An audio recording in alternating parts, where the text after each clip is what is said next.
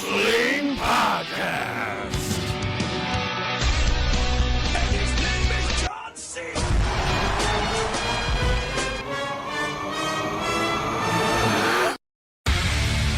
There's a lot of shit to talk about this week. Like, there's a lot of shit to talk about as far as our stuff, but also just in general with the amount of injuries. There's just so much shit. So Kick us off, Ray. yeah, alright. It's Friday, August 26, 2016, and you're listening to On the Heels Wrestling Podcast. I'm Ray. I am Kyle. I'm Brittany. We are three now former coworkers. We will get to that in a second.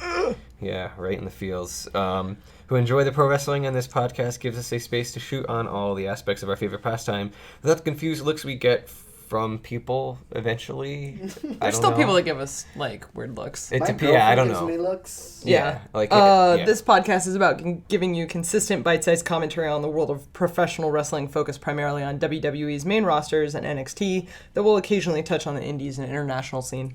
Every week, we'll either recap the previous week's WWE TV network specials, or we'll hold a roundtable discussion on a particular topic. This week, we're going to recap SummerSlam and Monday Night Raw, but first, let's go ahead and address the elephant in the room. That's right.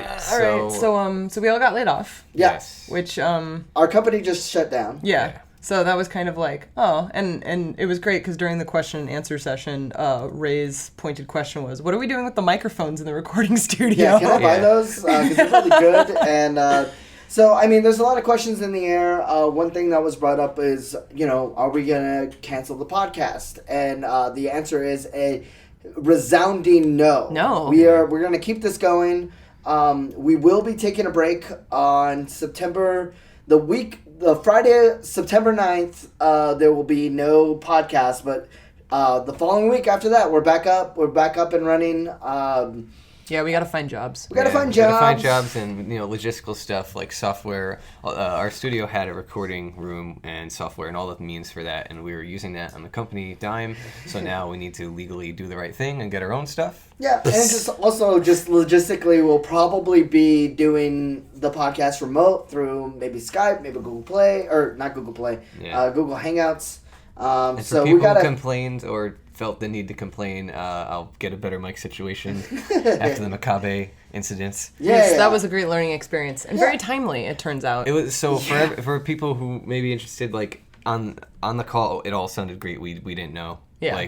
So it's our bad. So we'll do better now. We'll hone our skills. Makabe sounded great. That was all that was necessary. Yeah, exactly. And he fortunately Really? carried a lot of the call, which is good. I mean, because it was about him. It was about him. So. It was good. He did his job. Anyway, Yeah. so we're talking about SummerSlam and Raw. Yeah. Because wrestling was crazy this weekend. Fuck. Woo! We're gonna go into SummerSlam.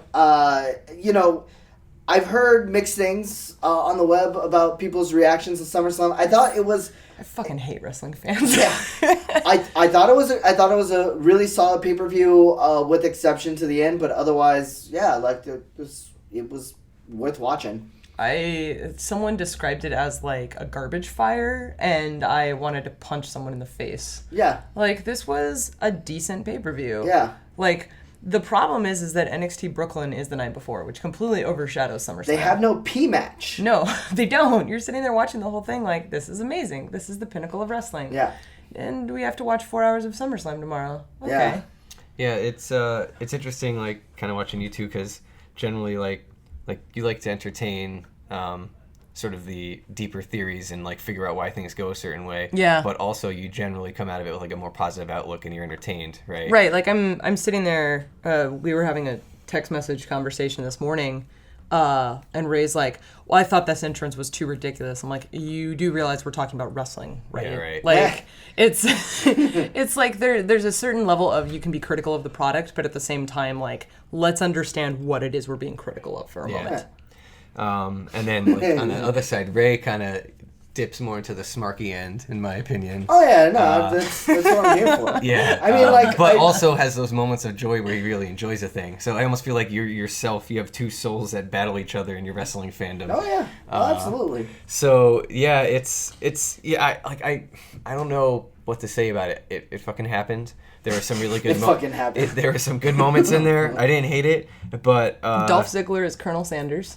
Did not all right, think so that would part work. That I happened enjoyed. on, That was yeah, funny. Yeah, that was last week. That was a dark match on SmackDown that they ended up showing during the broadcast It for was SummerSlam. so funny. I look at it this way: like, if I'm watching CWC, I have to watch the whole thing. If I'm watching NXT, I mostly watch the whole thing / general. In terms of like, watch the whole thing, and I have to keep my attention. Yes. When I throw on the main WWE product, I more or less throw like some other game on and just like let my peripheral vision or like how much Cole is freaking out dictate whether I pay attention to what's going on.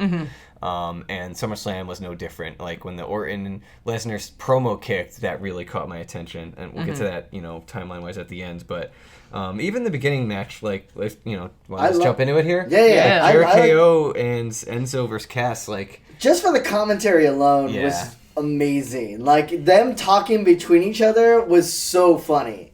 I love Jericho and Owens. Yeah. I didn't initially think it would work because I think they themselves have very strong personalities. Yeah. But they're finding a way to make it work.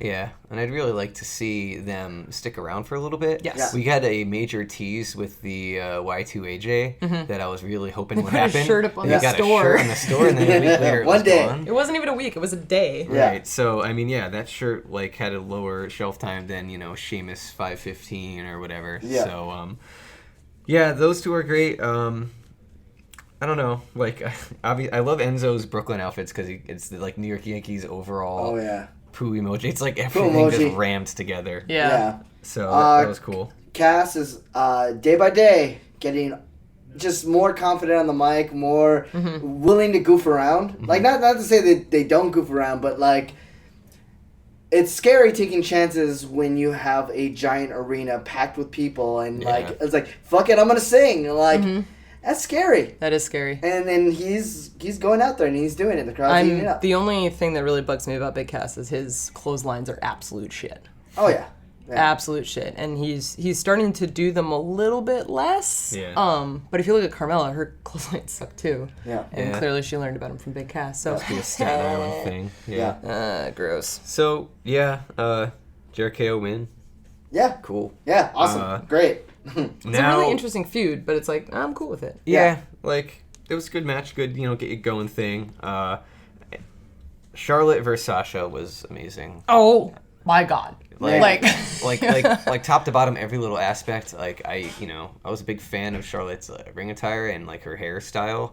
Like she had a different kind of heel vibe going, and she's already amazing at being a heel, so that was super awesome. She looked very Disney villain Maleficent-esque. Yeah. Like and I think maybe this is just because of my theater background, but I really love the costuming and how they build it up for pay-per-views and just coming out in the black robe with the feathers. Yeah. And then Sasha comes out in colors that match the belt. Yeah. And I thought they were maybe going to do one of those like champions wear white again because I thought Sasha was going to win this. I really So did I. I was also surprised. I was very surprised that Charlotte won it. I And, was- and I'm very happy. Yeah. Like, I love that she got the belt back, that immediately she's already a 2-time champion. Yeah. Like, I feel like she deserves it. I mean, I've mentioned on the podcast before, Charlotte is clearly the better wrestler on the main roster, but she's also had more time. Yeah. I felt like this match, last match was like a showcase of Sasha and how good she was. Yes. Not to say that Charlotte didn't, that fucking moonsault to the outside. Yeah, but Charlotte didn't really need any build-up. Right. She's already really good. So that was more like to get the rest of the main crowd over on Sasha. Yeah, but this one was like Charlotte reasserting her dominance and your reminder was that like, she's like fuck. she's like the apex woman predator. Yes. Yeah. Like, Oh, it's man. ridiculous. And she's definitely split apart from the Flair name at Yeah. this point comfortably. Like, I know that was one of the concerns that Ray kept bringing up a while back, like Yeah. needing to separate from Flair, and like Rick's been gone for a bit, but at the same time, like Charlotte is just a beast. yeah, and she's owning it. Right, she 100%. I fucking love her. She's great. Yeah, she's I will awesome. say that during the match, they played up the whole back injury thing, which is fine. I think Sasha. Oh, the bump she took? Yeah. Oh. Yeah, I mean that was. I mean.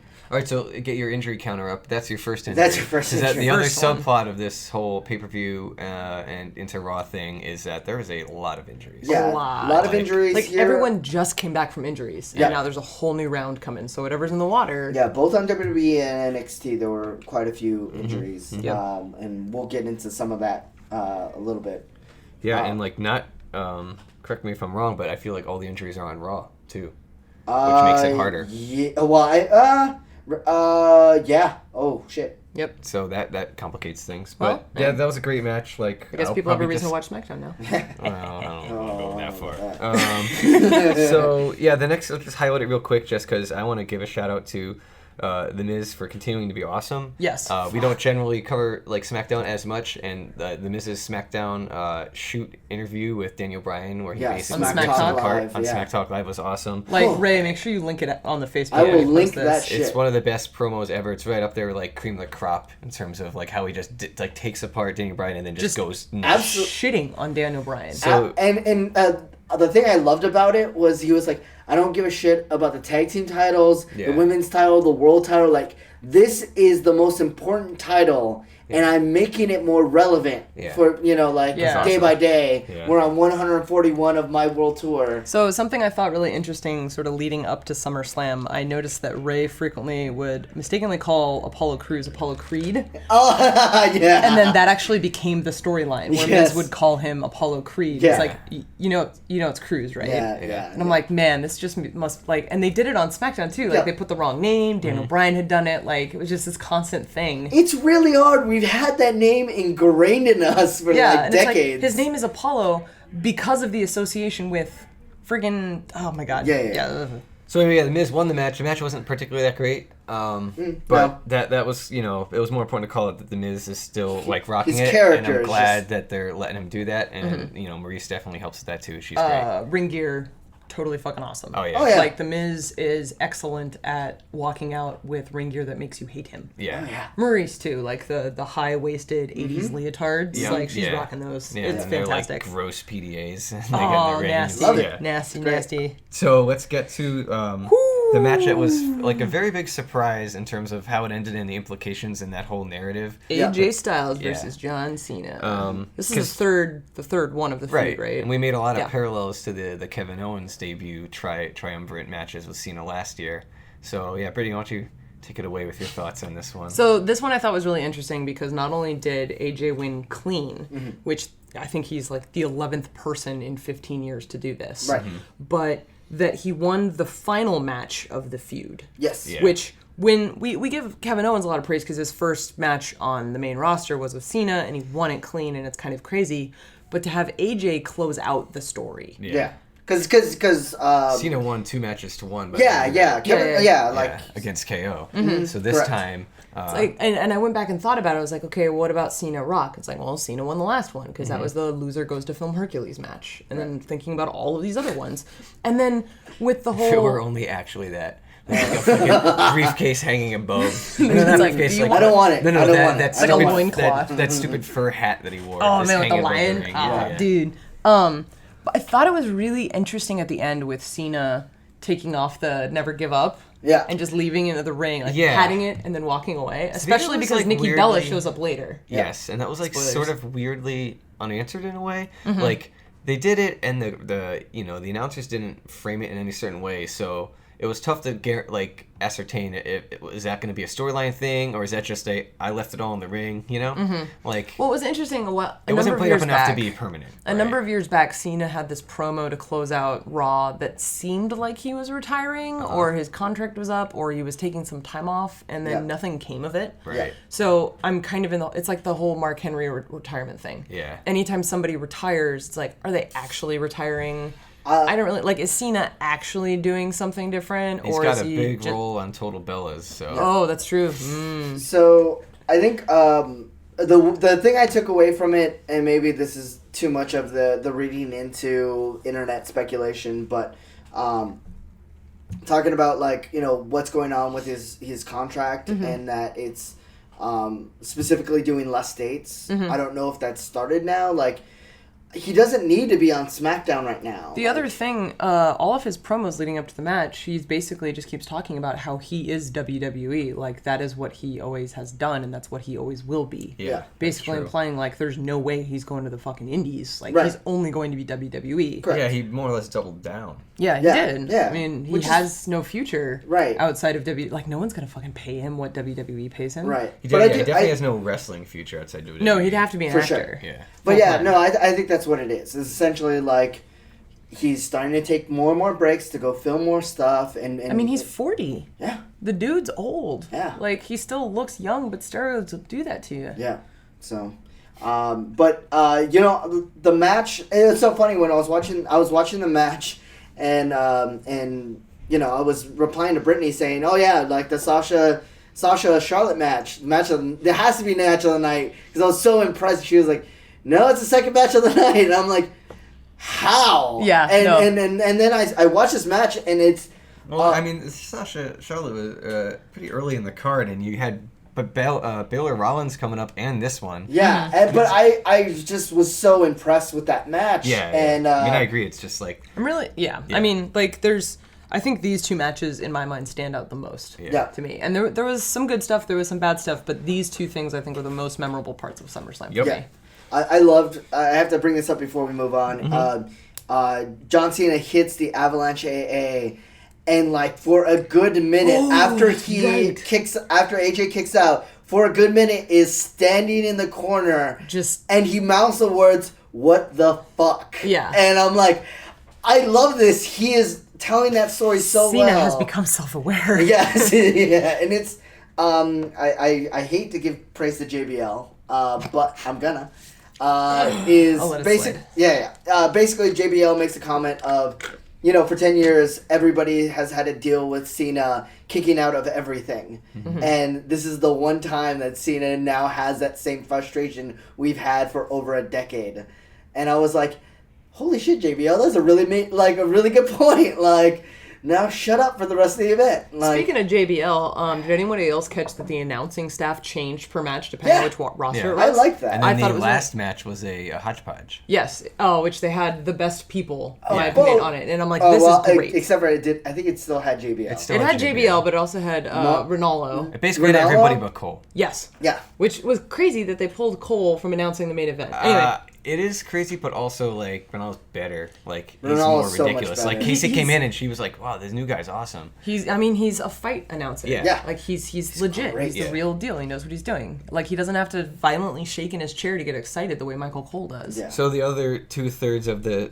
sort of disbanded, but probably not disbanded, but maybe disbanded because injuries club, comes out and wins via disqualification thanks to Jon Stewart Jon Stewart and Big E. So like, and Big E. Yeah, it's I guess more Big E. It was more Big E because Jon Stewart became the third member of the New Day. Right. Yeah. Which I'm fine with. I found this to be hilarious. Yeah, I like Jon Stewart. I don't think the crowd seemed very upset in him getting involved. It was weird. Like last year, you know, the Daily Show thing was fresher. Yeah. Like what's he gonna do? And also like people were still a lot more into the whole F Cena vibe. So like they loved the fact that he caused John Cena the problem. Right. Yeah. Right. Yeah. And this time it was like, no, we really just want to see this match. I think it was mixed. I think, Yeah. like, because It I had definitely friends seemed who were at mixed. SummerSlam who were like, Yeah. that whole segment was awesome. Why are Yeah. people booing? It's like, Yeah. because you're shitty wrestling fans. That's why. But Some people just don't want to have fun. the thing I like is we know WWE is going to be bringing in celebrities for recognition and to try and branch out an audience. The thing I love is that they're working towards bringing in celebrities who are genuine wrestling fans. Oh, absolutely. Like Jon yeah. Stewart, Snoop Dogg's probably the other one. Yeah. Like They're good at like being independent of him fans. being Sasha's cousin, Yeah. he was huge into wrestling. As much as I don't like Puffy, like also he's like a huge Huge fan. into wrestling fan. Yeah. I mean, this is just how Jon Stewart's eventually going to get into the celebrity wing of the Hall of Fame. Yeah, So probably. Yeah. Yeah, good for him. It was cool in the pre-match segment seeing the look of like joy on Stewart's kid's face when New Day showed up. Yeah. That Oh, was yeah. pretty cool. That's Pretty cool. great. Like, I was like, yeah, you can't fake that. That kid's Yeah, having a can't great fake the fuck time. there, dude. I want to make a small mention of the other women's match. Yes. Just because of the Eva Marie suspension. I love Yeah. her which entrance. I kind of think that this match was never intended to have Eva Marie in the first place. Yeah. Given that Nikki comes back. Right. And I was surprised. Like, I marked out hard when Nikki showed up because having someone come back from a devastating injury and That then was- neck surgery Yeah. to wrestle. Like, and she was taking some pretty easy bumps. Like, she didn't do the rack attack. And like, she had a decently good match for Nikki Bella, and having someone who's strong and considered a veteran on SmackDown in the women's division, I think is great. But I also like that they kind of tied in the whole suspension into the storyline thing. And if even not wrestling was just a ploy to get Nikki Bella at the pay-per-view, like, I love it. This was great. I mean, seeing that entrance at the end was awesome. Or the, like, aborted entrance. You know, basically getting that fucking ridiculous announcer. I love Yeah. that. Is the guy. part Oh that my I liked, God. you She know? has come down with exhaustion and will be vacationing in the British Isles. Okay. Well. Yeah, She also, probably is, actually, with her like, Adderall. second minor shout out to, like, Naomi's crazy entrance. I loved it. Like, when I said, so, like, you took the wrong way. I said it's retarded, like, I meant, like, in that retardedly crazy way, not, like, I thought it was bad. It's just I don't so think different. I don't think it's bad. It's just a lot on the set. Like the It's very sensory overload. Oh, it's like, oh god! But I like it better. I definitely like it better than what she had, which is pretty boring. I feel like They also- sometimes you load a video game and they like warn you about epilepsy. There needs to be a warning before her Yeah. entrance. I have I mean, so Nikki Bella showed off a new move, which awesome. She nailed the TKO. Yes. Do you think that the rack attack, like doing that night in and night out and night in and night out, might have like? I mean, I don't know. Like, Samoa Joe did the muscle buster on friggin' Tyson Kidd, and now he can never wrestle again. Yeah. Like, the fact he can walk is a miracle. So sometimes it's not necessarily the repetition of a move, but it's more something went particularly wrong. Yeah. I think with something like a bulging disc, it's definitely a repetition thing more than like a one-off thing. But who knows, right? Like, I don't know. We got Dean Ambrose, Dolph Ziggler. Yep. I think this point in the show, Well, so we don't have this listed chronologically. we don't. No, This I'm was sorry. way earlier. No, but at than this on point our in the list. show, like, once they start doing the first title, I start kind of putting together the card in my head of, like, what order which things are in. And I'm like, okay, well, they're doing the existing championship in the middle of the show, and then realizing that, like, Reigns and Rusev were the P-break match before the main event. Yeah. I'm like, Reigns had a higher booking than the Universal title. Yeah. Well, Let they that set in still- for a minute. Well, I mean, I'm gonna say I'm not surprised because like he still is loved by them, right? He is. But also, yeah, that match didn't warrant that It at didn't. all. It I didn't. mean, also it wasn't a match, right? No, it was like a it non-match. never actually was a match. It He just maybe beat needed the crap to be a out of him match for 10 but minutes. They were maybe short on time or something. But then Brock, who's never around, gets the fucking main event. Yeah. Yeah, like, well, there- I mean, there are second year in a 4 row. titles. Yeah, Defended on the show. the last 2 matches were not titles. Yeah. We're Or not. the yeah. last 2 segments, because that wasn't Yes, a match correct. again. The last 2 Yeah. segments, the last 45 minutes of the show had Yeah. no title ramifications. Yeah, and let's get that's- to that. Ambrose Ziggler. Sorry. Oh no, I was just gonna say, and that I think leads to probably some of the hate on this year's SummerSlam is Yeah. like you had a huge build up and then a want like for Yeah. a good half an hour, which that's kind of rough. Like having a pee break is one thing, but having a pee break that ends in a situation like I think it's completely how it is done. Like, remembering back to Sami Zayn versus Kevin Owens in NXT when Sami Zayn dropped the title. yeah.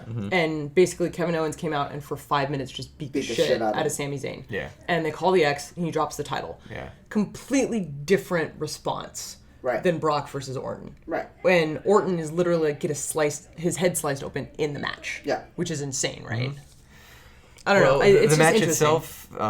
Maybe it just has to do with the personalities in the match. Yeah. Yeah, I mean, like there's a love for Sami Zayn and a wanting to see Kevin Owens perform because it's one of his early matches. It was like his first major title match. So I think you're right. I think it does have a little bit to do with personalities and the timing. People don't love Orton the way they love Sami Zayn.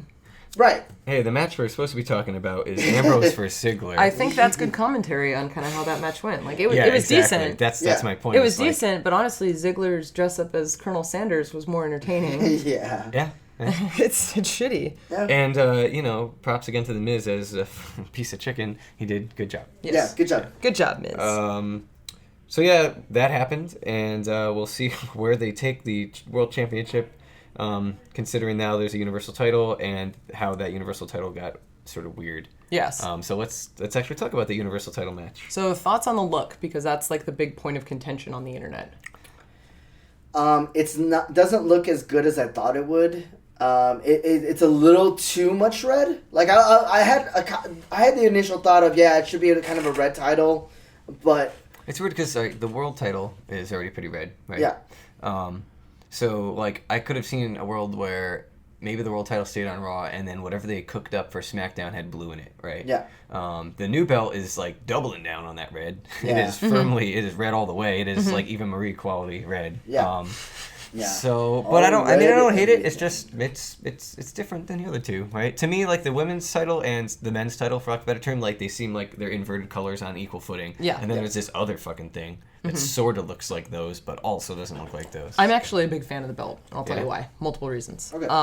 One, it looks identical in branding and shape language to the women's title and the world title. Correct. Which is great because it basically means that the world title is still on equal footing, which Correct. I think was everyone's concern, was that the Universal's like, okay, well, this one's actually the most important belt. Yeah, it's everyone like, starts going into like solar system, like topography, and they're like, well, universe is bigger than a world. So, right, and yeah, this is clearly the main roster. And blah, blah, blah. Yeah, It's like a little weird. So I think from that perspective, it makes sense. It's also directly like backwards from the world title, which is black leather with a red stripe. Yeah. The title is red leather with a black stripe under the W. Yeah. So 100% the same.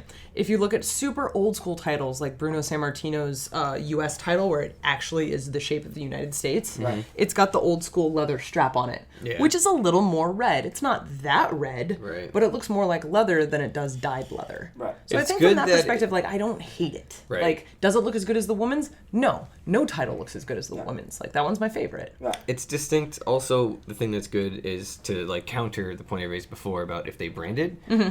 It not being blue means these titles can swap shows. Yes. And that's the big thing. We need to be able to have that. There will probably be a time when one show, well, it'll probably be Raw that has a little more titles than the other show, but it's good. You know, it keeps it up because you don't want to settle into something where, well, I know. Yeah. But yeah, like My, some titles will go that way. Other titles. The yeah. favorite joke I heard was, so when they initially release tag team title belts for SmackDown, are they going to be nickels Yeah. Yeah.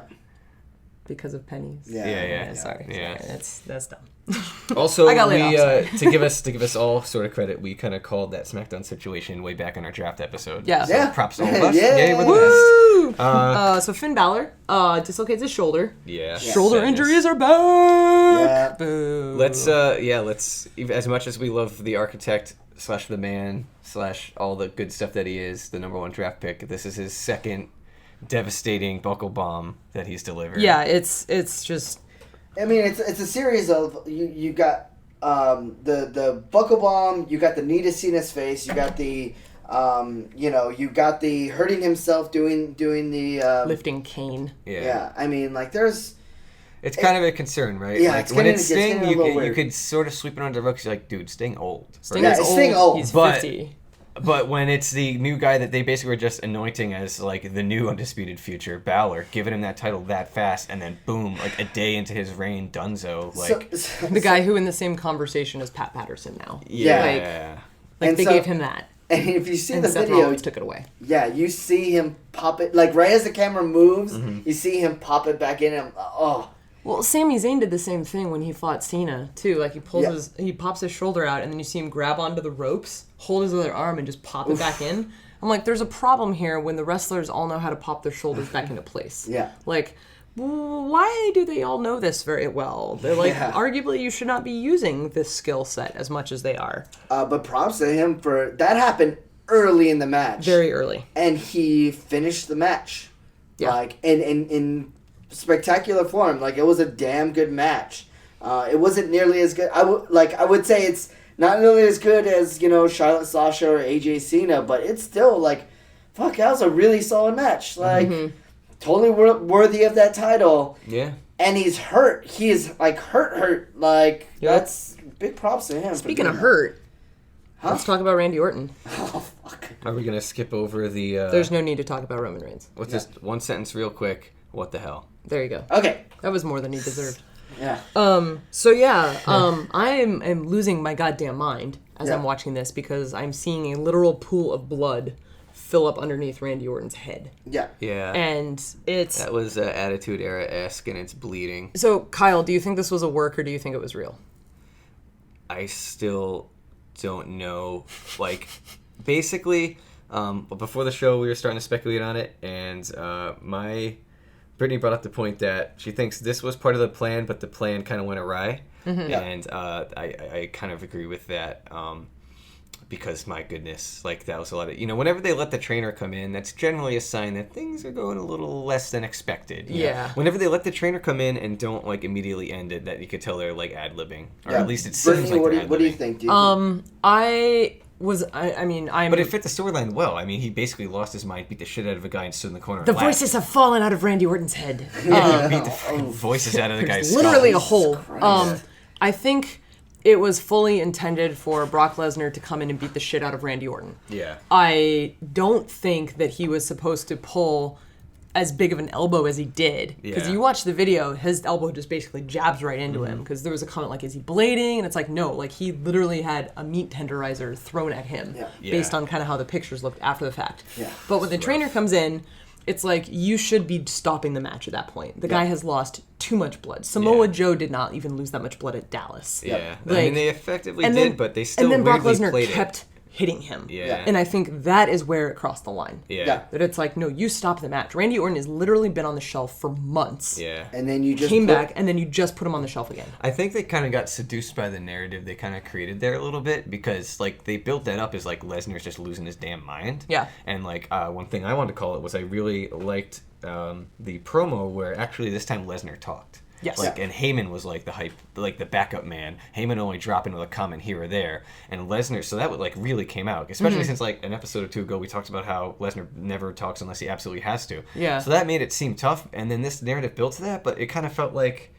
No, to end the show, like, it's not the same as, when Owen Hart died, but, like, I had that same feeling of, like, oof, man, it's time to, dude, fucking Yeah, call yeah, this just shit, stop, right? just stop. Yeah, you're Like- you're going to seriously injure this guy permanently. And like, in yeah, like this Brittany said, he sense. just came back, so, Yeah. man, that was tough, and all, I mean, to call it TKO, like, that felt kind of cheesy insofar as, like, man, like, yeah, that it, I That's don't the know. thing that made me think That's that the it was all UFC planned. part, and it was all planned, like, they never have a TKO, Yeah, they never use those words. Yeah, like, so I don't know, like, it's tough. It definitely builds a narrative of him being a psychopath badass on like just a ridiculous thing, but also Yeah. they keep doing it, and it's not as cool, right? Yeah.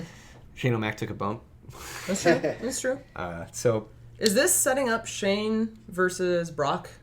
oh my god, I I kind of hope not. I really don't Shane want versus that match. Undertaker was a bit of a stretch, Yeah, and honestly, like, as much as Shane's in shape, like, being in shape and being, athletic does not mean that you can create a good match. I heard the Goldberg chants from the crowd, and then they had references to it on social media. Yeah. And he's in the video game. It was rumored so- he was going to show up because of the whole video game thing. It Like, Sting was in the yeah. video game far before he ever showed up on Right, the show. so, like, if you do the whole math of, like, Brock wrestles part-time dudes or people who aren't as super important, Right. and that would potentially, I don't know where Goldberg's at physically or match-wise, but, like, He's old, man. He's They're really all- old. they're all old, but they all are destined to just lose to him anyway, Yeah. right? So, All right, so we got a little bit of time left. Let's talk about Raw. yeah. Yeah. Ray, Yep. let's open it up with Finn Balor. What are your thoughts? Oh, it made me so I sad. know. I was really Title relinquishings are sad.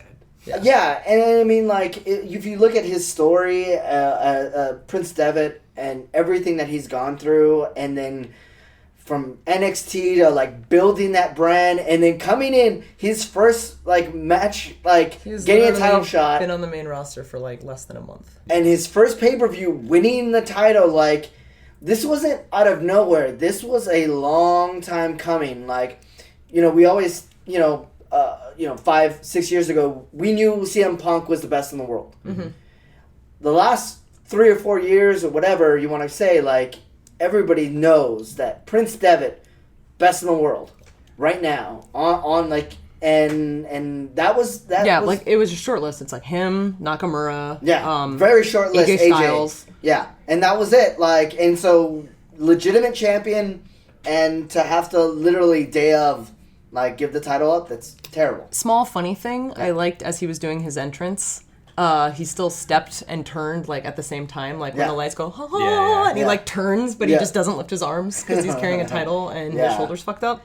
I thought that, like, he had a big smile on his face. Like, he was having fun with it because he knew he's not going to be doing his entrance for the rest of the year. Yeah. So Raw was mostly focused on The title, or the tournament to determine the new Universal Champion. Which is dumb. Like, you need to put that title on somebody during that episode. That's clearly them, just reacting to They're the grasping at situation straws. They didn't know what to do. Yeah. I was really excited because Sami Zayn's music hit after Seth Rollins came out, and I thought maybe that's what was going to happen. I'm like, holy shit, Sami Zayn, outside of Roman Reigns, is probably now the top face on the roster. Nope, we're going to play everybody else's entrance music. And Sami Zayn's going to fake injury in a match, which is just like, he needs to fucking stop because that guy can actually get injured. And like, please make sure that I still care about you and not thinking you're just going to be injured every fucking match now. Yeah. I can't, one thing I was just thinking now as we were talking about it, I can't criticize him too much for how they tried to salvage the show. The thing I was wondering is, what did they throw away to do this tournament? Because, like, there was kind of nothing else on the show, and the tournament, was the tournament, whatever. But, like, man, like... The other thing they had on the show was Bayley! Oh, So that was the really good part. But, I mean, even outside of Bayley, right? This is a 3-hour Raw where that tournament carried it, yet, like, that wasn't necessarily the best thing ever. Other than, hey, Neville, yay. But, yeah, I mean, they're having to completely rewrite months and months of scripts at this moment in time. So who knows? It's every time this kind of thing happens. That's what... They had to do it last November, too. Yep. So Bayley is up. Bayley's up. Belly to belly. Dana She's on the Brooke. roster. It's great. Yep. Mick Foley's so happy. Yeah, everybody's so... I mean, like, the crowd reaction and the crowd, like... it's so funny. Like, even the hug between her and Foley was just so well built up. Yeah. Right here. Yeah. In Brooklyn, New York. Yeah. It was great. Good. And, like, the crowd totally taken with her, and it's awesome. Yeah, so final note... for SmackDown, we'll just cover the high-level news there. Yeah! Outside of, again, another reminder, watch that Miz piece that we'll link because it's a bomb. Tag titles and women's title announced. Yeah. Good. Full equality. We'll see what happens. We called it. We called it on the tag titles. We did not think they'd do this with the women's, but I'm kind of happy because it gives those women something to shoot for. Yeah. So I read this on the internet. Though it does make the women super imbalanced. Yeah, on Raw. Nikki's going to get it first, so whatever. I misread this on the internet, and I got really excited. I read this as new women's tag team titles announced. Oh, which is like the thing that Ray wants. Oh like, my god, so I was like, that's great. It's a tag team division on one show and a singles division on another. That's brilliant. And I was like, oh. Nope. Aw. All right, well, I think that's going to about wrap it up for this week. A crazy week for us crazy. and for Yes, wrestling. But and wrestling. Yeah. And wrestling. If you like the podcast, you can find us on Twitter at OnHeelsWP and on Facebook.com/OnHeelsWP. We're also on iTunes and SoundCloud, where you can download past episodes or subscribe to future episodes. So hit that subscribe button, leave a comment on the iTunes store, give us a 5-star rating so people can find us. And of course, please tell your wrestling buddies about the podcast. Feel free to tweet at us, message us, email us, send a carrier pigeon, whatever. We love talking about wrestling. Thank you for listening to On the Heels Wrestling Podcast. Tune in to our next episode. We'll recap NXT Brooklyn to the real star of the weekend. Yes. And then after all of those questions, we'll ask ourselves the eternal question: is the man really the man if he's fucking up everybody? Like all the other mans. Yeah, like there are no other men when Seth Rollins is around. They just are all put on the shelf. Maybe it's because they're not doing CrossFit with him. Yeah, like maybe those save us CrossFit, CrossFit Jesus. Yeah, those CrossFit, like jerks are all right. Like, yeah, it is superior. I don't know. Do you like in CrossFit? Do you just take back like turnbuckle power bombs? Is that what CrossFit is? Because I don't know what CrossFit is. CrossFit's just a lot of jerking. We're just not gonna do phrasing. On the Heels Wrestling Podcast.